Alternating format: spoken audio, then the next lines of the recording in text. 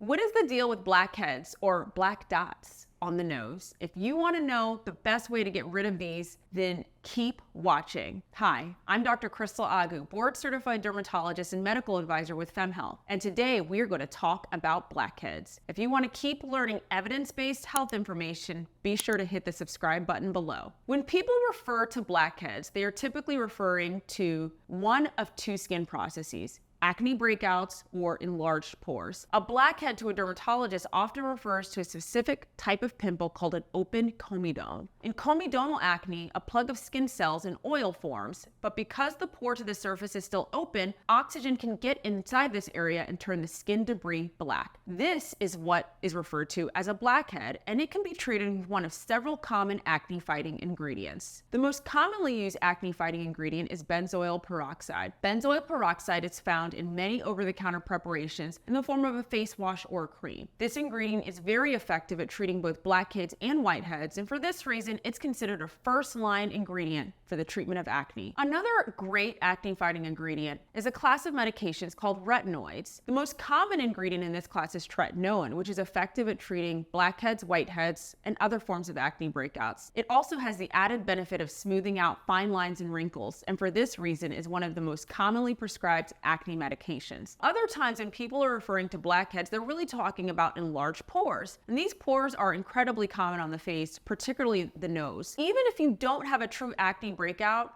enlarged pores from a distance can appear darkened due to the appearance of small hairs in the opening, a process called trichostasis spinulosa. Waxing strips can actually pull out these hairs and eliminate this opening. As far as an enlarged pore, there's no true treatment for this condition. However, you can minimize the appearance of pores by using retinoids such as tretinoin and adapalene, and these can help diminish the appearance over time. I hope you all found this helpful.